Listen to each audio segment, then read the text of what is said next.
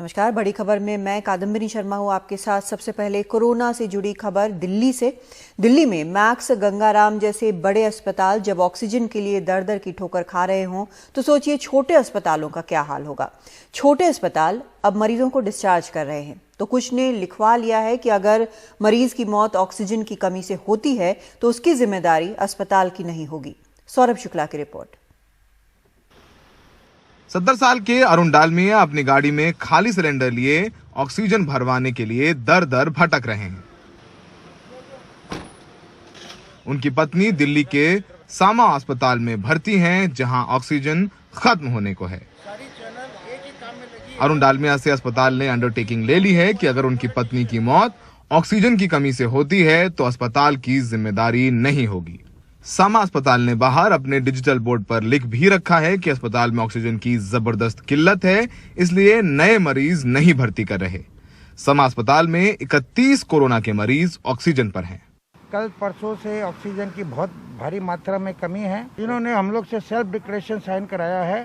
रोज एक self declaration sign कराते हैं कि ये लिखवाते हैं कि ऑक्सीजन की कमी के कारण यदि आपका पेशेंट मरता है उसकी जिम्मेदारी हमारी नहीं है, आप चाहो तो अपने पेशेंट को लेके जा सकते हैं। दिल्ली के सभी छोटे अस्पतालों में कमोबेश यही हालात हैं। दिल्ली के जसोला का ये कालिंदी अस्पताल पिछले कई दिनों से ऑक्सीजन की समस्या से जूझ रहा है। मंगलवार को भी ऑक्सीजन लेने गई गाड़ी खाली लौटी है। जहां से दिल्ली सरकार ने इन्हें ऑक्सीजन लेने के लिए कहा था, वहां इन्हें ऑक्सीजन नहीं मिली। पिछले 2 दिनों में यहां भर्ती ज्यादातर मरीजों को ये लोग डिस्चार्ज कर चुके हैं। पिछले 1 हफ्ते से सिर्फ ऑक्सीजन सिलेंडर के लिए पर्सनल किसी के घर से ला करके, कहीं से 4 सिलेंडर जोड़ करके, कहीं से 10 सिलेंडर 5 करके, जो गवर्नमेंट ने हमें जो एलोकेट किया जो जगह, वहाँ भी पिछले 3 दिनों से सिलेंडर बिल्कुल नहीं मिल पा रही है। जब भी जो पेशेंट को डिस्चार्ज के लिए हम लोग कहते हैं कि भाई ऑक्सीजन की काफ़ी क्राइसिस है, वो सिर्फ रोने लगते हैं। ये बोलते हैं कि डॉक्टर साहब आपने जो यहाँ किया, यहाँ तक आप लाए, अगर मुझे आप डिस्चार्ज कर दोगे तो मैं घर पे ऑक्सीजन 1 सिलेंडर भी नहीं जुड़ा पाऊँ। और हम डॉक्टर आज के दिन में सिर्फ ऑक्सीजन को ही मुहैया कराने में लगे हुए हैं। दिल्ली सरकार ने मंगलवार को अपना ऑक्सीजन बुलेटिन जारी किया है, जिसके मुताबिक दिल्ली को जरूरी ऑक्सीजन का मात्र 44% ही दिया जा रहा है।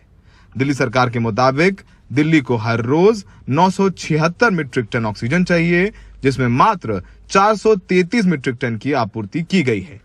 दिल्ली में 40 से ज्यादा अस्पतालों में ऑक्सीजन की किल्लत है। जो एलोकेशन करीबी है वो कागजों पर है, वो हमारे को दिल्ली में मुहैया नहीं कराई जा रही है। हाथ में कितनी मिल रही है, दिल्ली कितनी आ रही है, वो जितनी हमें आवंटित है उतनी भी नहीं आ रही। दिल्ली सरकार और केंद्र सरकार की खींचतान के बीच नुकसान आम लोगों का हो रहा है, जो अस्पतालों में हर सांस के लिए संघर्ष कर रहे हैं। सोचिए कि जब बड़े अस्पतालों को नहीं मिल रही ऑक्सीजन तो छोटे अस्पतालों में क्या हाल होगा, जो एक सिलेंडर पर निर्भर कर रहे हैं पेशेंट को ट्रीट कर रहे हैं। जिस तरीके से पेशेंट्स आ रहे हैं हर रोज, सरकारी में तो जगह नहीं है, प्राइवेट में जगह नहीं है, छोटे अस्पतालों में भी जगह नहीं है, और अगर जगह मिल भी रही है तो ऑक्सीजन की भारी कमी है। दिल्ली में सहयोगी संजय कौशिक के साथ सौरभ शुक्ला, एनडीटीवी इंडिया। और दिल्ली में ऑक्सीजन के मसले पर रोज सुनवाई कर रहे दिल्ली हाईकोर्ट ने आज केंद्र सरकार को काफी तीखे शब्दों में फटकारा है। दिल्ली हाईकोर्ट ने कहा है, सुप्रीम कोर्ट का आदेश है कि आपको 700 मीट्रिक टन की आपूर्ति करनी है। अगर आप इसका पालन नहीं करते तो आप अवमानना में होंगे। अब ये आपका काम है, टैंकर उपलब्ध है, लेकिन आप ये काम करने को तैयार नहीं हैं। जब लोग मर रहे हैं तो ये एक भावनात्मक मामला है, आप इस पर अंधे हो सकते हैं, हम अपनी आंखें नहीं बंद कर सकते। ये दुखद है कि दिल्ली में ऑक्सीजन की कमी से लोगों की मौत हो रही है। आप इतने असंवेदनशील कैसे हो सकते हैं?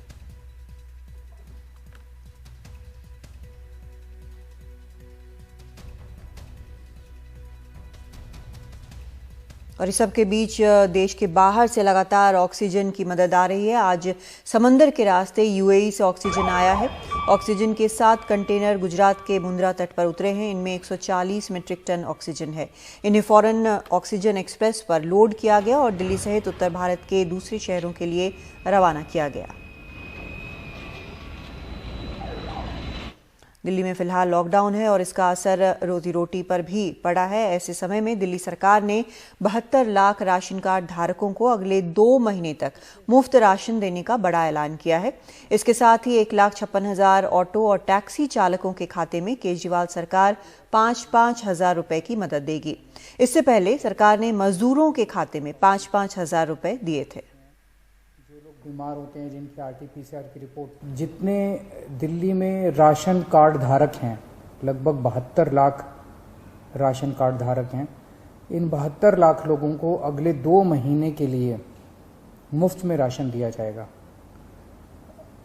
इसका मतलब आप ये मत निकालिएगा कि लॉकडाउन 2 महीने चलेगा। भगवान ना करे ज़्यादा दिन चलाना पड़े, भगवान करे कि जल्दी केसेस कम होना चालू हों और जल्दी लॉकडाउन ख़त्म हो।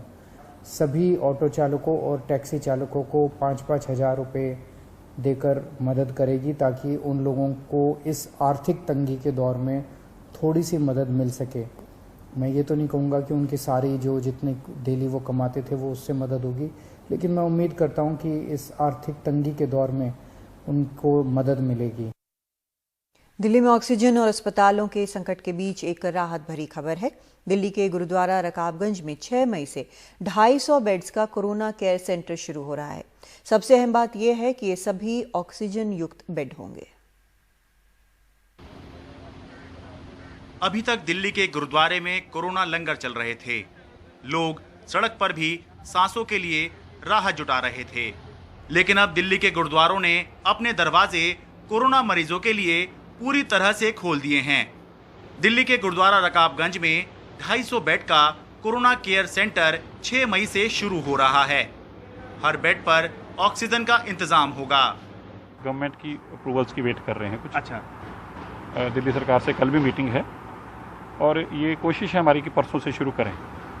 अच्छा, और इसमें 250 बेड का ये 2 फेसेस में है, एक अगला फेस है। अच्छा, तो हम इसको इनिशियली 100 बेड इमीडिएटली परसों शुरू करेंगे। ठीक है। और फिर अगले फेस में दो फेसेस में इसको शुरू करेंगे। इसमें ये सिर्फ कोविड ऑक्सीजन बेड्स के साथ है। अच्छा, हेल्थ फैसिलिटी। अच्छा, यहाँ पे कोई सीरियस पेशेंट नहीं हो सकता। हाँ, कोई ऐसा पेशेंट नहीं हो सकता जिसको प्रॉपर मेडिकल अटेंशन की जरूरत है।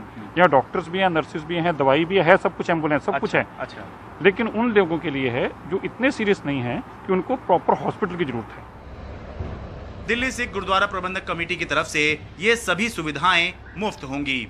फिलहाल इंतजार इस बात का है कि दिल्ली सरकार इस कोरोना केयर सेंटर को जल्द किसी अस्पताल के साथ अटैच कर दे, ताकि यहाँ एडमिट हुए मरीज की अगर तबीयत बिगड़ी तो उसको अस्पताल में एडमिट किया जा सके। दिल्ली के गुरुद्वारों ने पिछले साल कोरोना की आपदा के दौरान भी बहुत सारे काम सेवार्थ किए और इस साल भी कर रहे हैं। संदेश सिर्फ यही है, कोरोना इंसानों को मार सकता है, इंसानियत को नहीं। दिल्ली के गुरुद्वारा रकाबगंज से अपने सहयोगी कैमरा पर्सन शशिकांत झा के साथ मैं Sharad Sharma, NDTV India. UP में बुलंदशहर के परवाना गांव में पंचायत चुनाव के दौरान 15 दिन में 1.5 दर्जन से ज्यादा लोगों की मौत हो गई। इनमें कोरोना जैसे लक्षण थे, लेकिन कोरोना का टेस्ट नहीं हुआ था। एक गांव में इतनी मौतों के बाद अब वहां कोरोना टेस्ट का अभियान शुरू किया गया है। एनडीटीवी की टीम जब बुलंदशहर से 18 किलोमीटर दूर परवाना गांव पहुंची तो कोरोना जांच कराने के लिए हो रहा अनाउंसमेंट दूर से हवा में गूंज रहा था।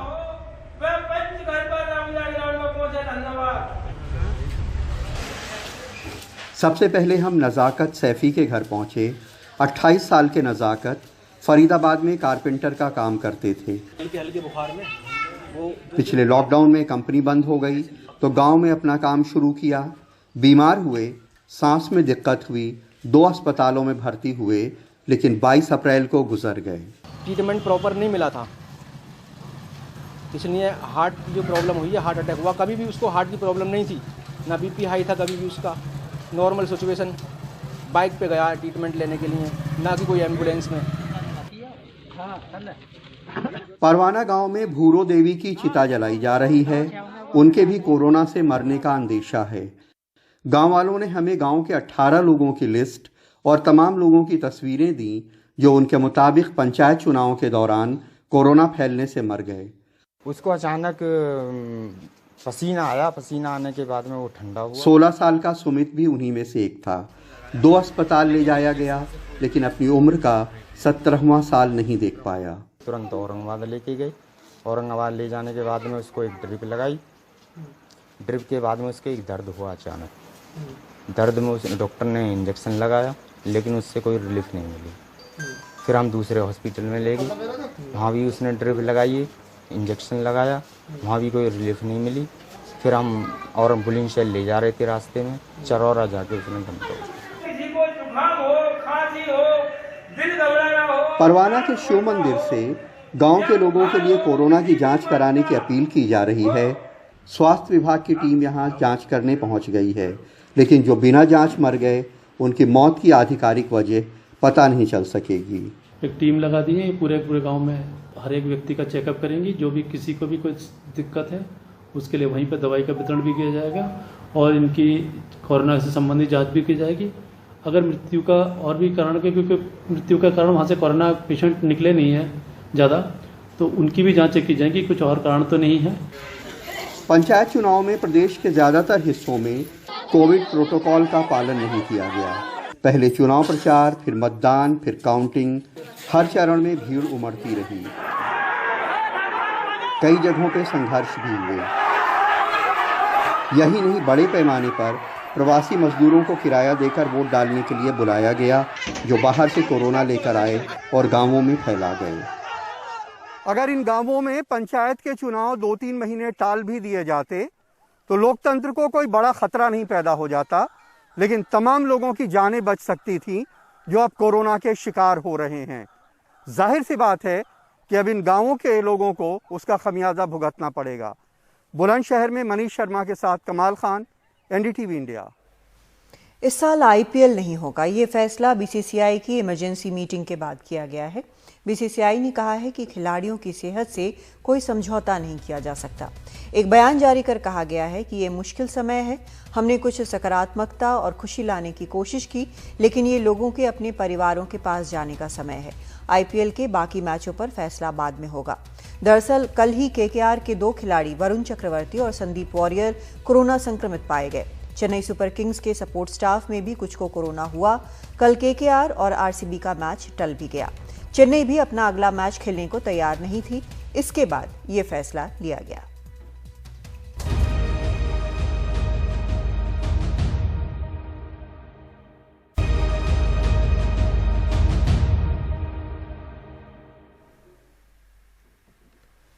कल बंगाल में ममता बनर्जी शपथ ले रही हैं, लेकिन इस बीच बंगाल में चुनाव बाद की हिंसा का मामला तूल पकड़ता जा रहा है। कल गृह मंत्रालय ने इस मामले में रिपोर्ट मांगी और आज प्रधानमंत्री ने बंगाल के राज्यपाल जगदीप धनखड़ को फोन कर बंगाल के हालात पर चिंता जताई है। ये जानकारी बंगाल के राज्यपाल ने खुद ट्वीट करके दी। उन्होंने लिखा, प्रधानमंत्री ने फोन करके चिंताजनक कानून व्यवस्था पर गंभीर चिंता और तकलीफ जताई है। मैं प्रधानमंत्री की गंभीर चिंता में साझा करता हूं, ये देखते हुए कि हिंसा, गुंडागर्दी, लूटपाट, आगजनी और हत्याएं लगातार जारी हैं। संबद्ध लोगों को व्यवस्था बहाल करने के लिए फौरन कार्रवाई करनी चाहिए। उधर बीजेपी नेता गौरव भाटिया पश्चिम बंगाल की हिंसा की सीबीआई जांच की मांग कर रहे हैं। उन्होंने सुप्रीम कोर्ट में अर्जी डाली है। उनका आरोप है कि महिलाओं से बलात्कार हुआ है, बीजेपी कार्यकर्ताओं पर हमला हुआ है, उनकी हत्या हुई है।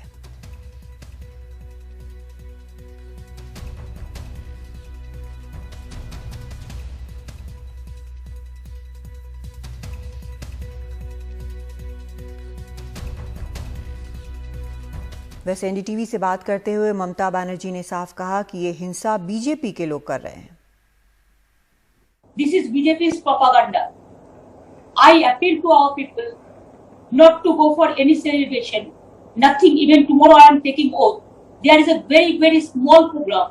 Nobody is joining, only except few people who are involved in protocol type of things. Even I am not arranging anything for that. Even I appeal to our people, it is not our people are doing anything. It is the BJP people, wherever they won the election, the particular that seats, they are creating the trouble. I told police that you take strong action because you will trust that I will take oath tomorrow and after that I will handle the situation. इस बीच BJP अध्यक्ष JP Nadda Kolkata पहुंच गए हैं। वो आज और कल हिंसा से प्रभावित परिवारों से मिलेंगे। कल बीजेपी ने देश भर में हिंसा के विरोध में धरना रखा है, इस वादे के साथ कि वो कोविड के कायदों पर अमल करते हुए धरना देंगे। We are committed to fight this ideological battle and the activities of TMC, which is full of intolerance, and we are ready to fight democratically. प्रजातांत्रिक तरीके से हम इस लड़ाई को लड़ेंगे। आज मैं व्यक्तिगत रूप में देखने आया हूं। अभी मैं 24 परगना जाऊंगा, बाद में उन कार्यकर्ताओं के घर जाऊंगा जिनकी जीवन लीला चुनाव के नतीजों के कुछ घंटे बाद उनके साथ हुई है, और संतावना तो दूंगा ही दूंगा, लेकिन उनके साथ करोड़ों भारतीय जनता पार्टी के कार्यकर्ता खड़े हैं इस अवस्था में। आपको तस्वीरें दिखा देते हैं जहां से कल हिंसा की खबरें आई। पश्चिम बंगाल के वो जगह नॉर्थ परगना जिले के जगतडाल इलाके में हिंसा हुई। हिंसा पर बीजेपी ने आरोप लगाया कि टीएमसी के कार्यकर्ताओं ने तोड़फोड़ और मारपीट की। जो स्क्रीन पर आप देख रहे हैं वो है नॉर्थ परगना, भाटपाड़ा और आसनसोल की तस्वीरें। इसके अलावा भाटपाड़ा से लगातार हिंसा की खबर आई है।